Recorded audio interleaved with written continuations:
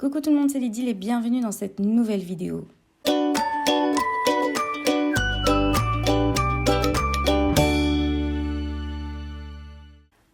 Alors aujourd'hui vous allez être choqués, je vais faire une page scrap 30-30. Alors pour commencer en fait, mon mari a décidé de me faire un espèce de calendrier de l'Avent pendant la période de Noël avec un petit mot par jour qui m'était destiné. Donc tous les jours j'avais mon petit mot et j'ai décidé de garder tout ça, je ne les ai pas jetés, je voulais les garder en souvenir et les mettre en valeur d'une certaine manière.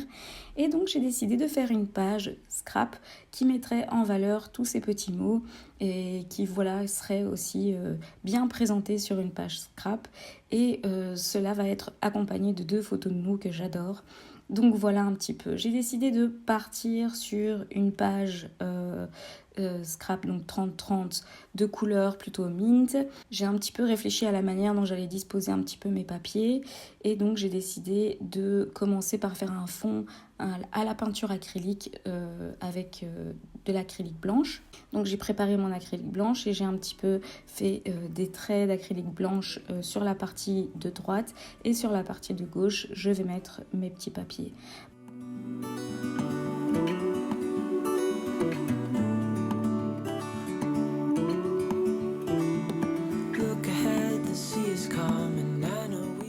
Pendant que ça sèche, je trace un trait qui me permet de savoir comment est-ce que je vais coller mes papiers et qu'ils soient plus ou moins droits, qu'ils ne partent pas un petit peu trop sur le côté. Et je commence à les placer. Tout d'abord, j'ai fait une sélection de mes papiers. Donc, il y en a certains que je ne mettrai pas sur cette page-là, qui vont être mis de côté. Et donc, je vais vraiment mettre ceux que je préfère en valeur. Je mets de la colle tout le long de la ligne que j'ai tracée au crayon et je commence à les disposer. Mais je colle que le centre. Donc, en fait, tous mes papiers sont pliés en deux. Et je mets de la colle au niveau de la pliure parce que j'aime bien, en fait, l'effet mouvementé de ces petits papiers là. Je ne veux pas les plaquer sur ma page, j'ai envie qu'ils soient un petit peu relevés, pliés comme je les ai découverts dans mon calendrier de l'Avent, ils étaient pliés un petit peu et donc voilà, j'aimerais garder un petit peu cet effet plié, mouvementé de ces papiers là, donc je ne colle que le centre. Et alors je réfléchis aussi à l'ordre des tailles, donc je mets un petit, un grand, un moyen, un petit, un grand, un moyen pour pas que ça fasse du plus petit au plus grand ou du grand au plus petit, etc. Et que ce soit plus ou moins équilibré à ce niveau-là. Ensuite, je mets mes photos, donc je place mes 2 photos, je mets un tout petit peu de colle au niveau du centre et j'ai fait une petite pochette avec du calque et c'est dans cette pochette-là que je vais insérer les mots que je n'ai pas sélectionnés. Donc ils seront quand même sur cette page, donc cette page sera vraiment dédiée à ces petits mots que mon mari m'a écrits. Lors de la dernière vidéo, je vous avais montré que j'avais colorisé les tamponnages de chez Sagapo Scrap. Donc je vous remets un petit peu la vidéo de ce que j'avais fait à l'aquarelle et je vais utiliser de nouveau ces découpages et tamponnages. Je vais utiliser aussi des découpes bois de chez Sagapo Scrap. Donc en fait tous les embellissements que vous allez voir ici sont de chez Sagapo Scrap, toujours.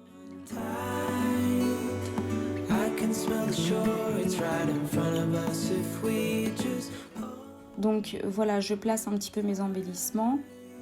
This vision that I saw is getting closer every dawn. La petite enveloppe que j'ai pliée, c'est le die du calendrier de l'Avent de Sagapo Scrap que je vais insérer ici. Je trouvais que ça rappelait le petit côté je t'envoie un petit mot d'amour, etc. Donc j'avais envie de placer la petite enveloppe là. Au niveau de la palette découpe bois, je n'étais pas très satisfaite, donc finalement j'ai décidé de mettre en avant une découpe dies avec une autre découpe bois de pince qui fait partie du kit découpe bois de février et le tamponnage fait partie de kit tampon février. Donc voilà, n'hésitez pas à aller voir dans la description de la vidéo, je vous mets le lien de Sagapo Scrap si vous êtes intéressé par ce kit là. Je trouvais qu'au niveau de mes papiers, de mes petits mots, il manquait de la couleur et donc comme le tamponnage pinceau était très coloré, j'avais envie que le tamponnage pinceau touche mes papiers et projette un petit peu de la couleur. Donc c'était vraiment l'idée que j'avais en tête. Et donc du coup, j'ai fait un petit dégradé sur les bords de tous mes petits papiers avec l'aquarelle. Donc j'ai fait des petites taches de couleur pour faire en sorte de donner l'impression que mon pinceau projetait de la couleur sur mes petits papiers parce que je trouvais qu'ils étaient beaucoup trop blancs et qu'il fallait ajouter un tout petit peu plus de couleur de ce côté-là.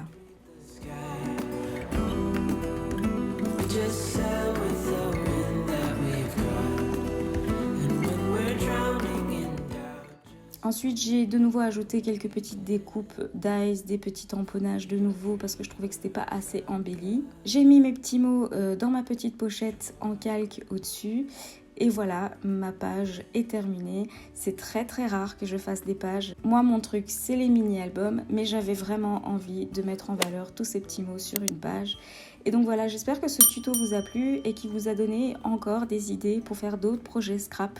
N'hésitez pas à me dire ce que vous en pensez en commentaire et à très bientôt dans une prochaine vidéo.